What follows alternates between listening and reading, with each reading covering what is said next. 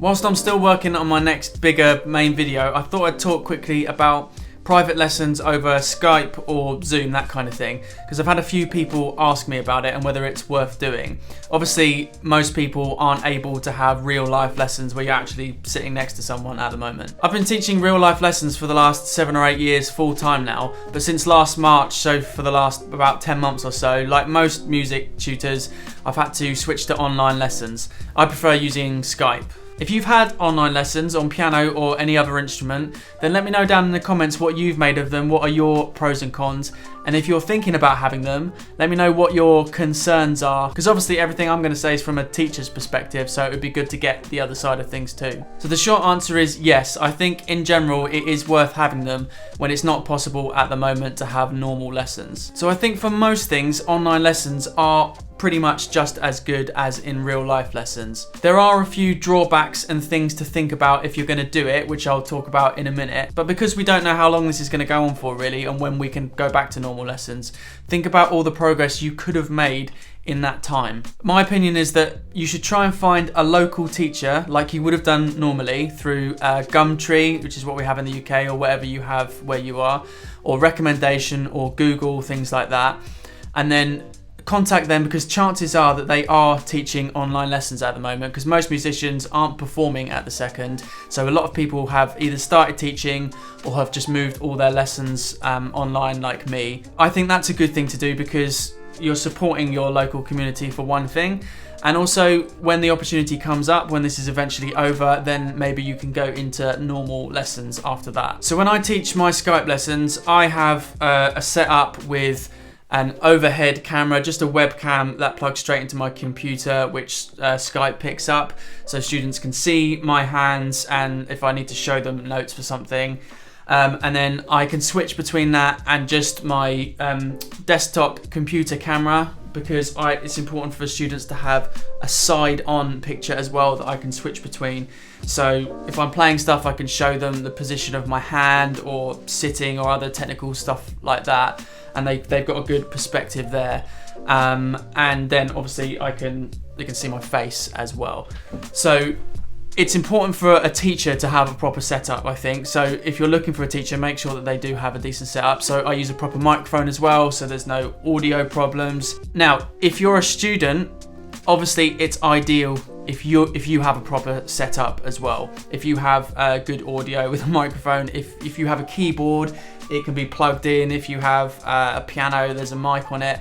But I know for most people that's not possible, and most of my students don't have that. Most of them have an iPad or a laptop or something rested on a chair with some books on pointed at the piano, and I kind of have to make do with that. You don't need that complicated setup, is what I'm trying to say. Is teachers can work with it, because I can't always see the notes that they're playing properly from a side angle, but I can use my ears. If I know what the thing they're playing is meant to sound like, I can tell whether they've got it right or not. It's important for you to have a kind of side angle. I find that the most useful as a teacher, about kind of this height, so I can see sort of across the piano like this, because the thing that I want to monitor really most of the time is your hand position and your technique, and I want to see that properly, which is hard. So I don't want a student to have a top-down view really. Teachers can use their ears and things to hear whether you're playing something right. So there are a couple of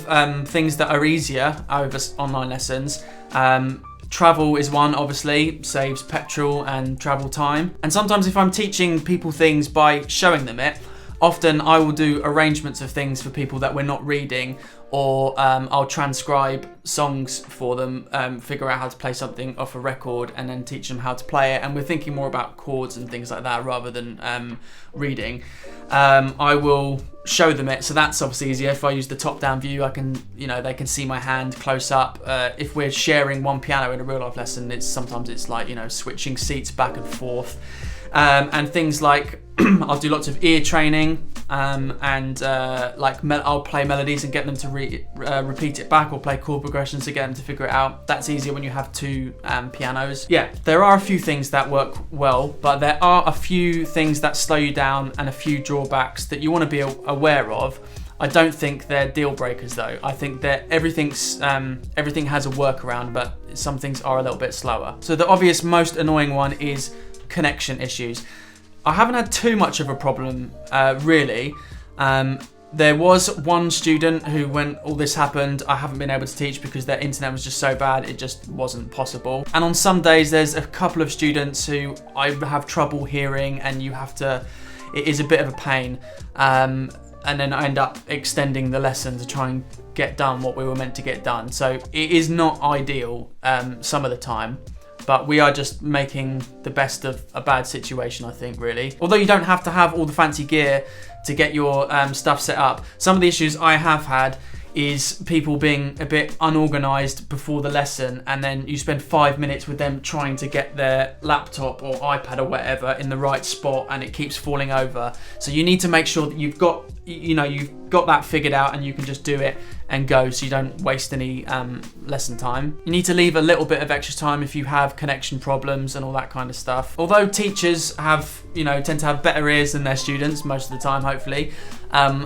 Sometimes it is difficult to hear some of the details. When the signal goes a bit rubbish, you can often hear the notes, but sometimes it's hard to tell, particularly with the more like subtleties in dynamics and stuff like that.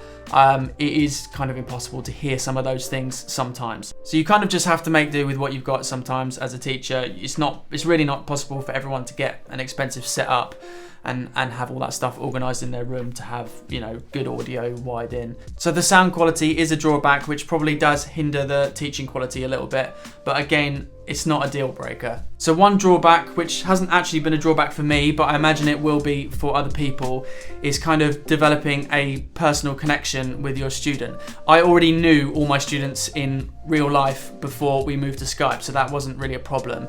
But if you're meeting someone for the first time, I can imagine that might be a little bit strange. I'm sure you get used to it. I think having a good kind of relationship and a bit of banter and some jokes and things is a really important part of the learning process, because you have to enjoy learning and you have to enjoy going to your lessons and stuff as well. I teach a lot of kids, and I've been working with kids for even longer than that, so I can tell you now, like, keeping them sort of entertained as well is a really important part for keeping them enthused to want to learn music. The thing that I find most annoying about online lessons, that I miss the most from real life lessons, is not being able to do stuff in sync. And I mean not being able to click along, clap along, count along with people in real time. I think that's a really important part of getting people to feel rhythms accurately and naturally, is to have someone who can do it to lock in with them. Obviously people can use metronomes and things like that, which I do, but when I'm there and they can see my hand going down in the beat, it's much easier for people to get locked in and to get rhythms, to get tricky rhythms that they're struggling with, and to just stay in time and everything, even when there is a metronome on. That is something which I do miss, and if anyone knows a way to get Skype perfectly in sync so I could do that, then please let me know in the comments, because that is something I really miss. And similar to that, I find it a bit harder to teach is teaching sight reading. So most of my lessons, they're not like strict classical lessons. I tend to do a big mixture of things, so sight reading is a part of it. And when people are very new to it, often I might be in there, following along with my finger on the page or something like that, if they need it. And that's something that you can't do. And things like when you quickly need to just point something out on a page, if you're trying to talk about, can you find this note here? Sometimes it's a bit of a faff to explain, okay, it's the fourth note along on bar 4 or whatever it is. With an experienced musician, you can just say stuff like that and they'll be like, bam, they know where it is. But with beginner musicians, sometimes that can get a bit confusing. So normally what I would do is just point things out for speed and clarity. So I do screen shares on my computer, but it's just not quite the same. Sometimes it's much quicker to keep the momentum going if you can just quickly point to things on the page and point out patterns in the rhythm and all that kind of stuff. It's definitely clearer in real life. Again, it's one of those things where it's not a deal breaker. There's definitely workarounds. Sometimes it's just a bit slower, and it probably does hold you back a little bit.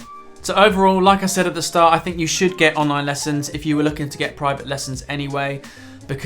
mainly because of all that progress that you would be missing out on if you didn't take them. I think for the most part, they're pretty much just as good as normal lessons, and they're certainly the best that we can do at the moment. Personally, I think you should try and find a local teacher, although there are some people who specialize in online lessons as well, if that is a better option for you.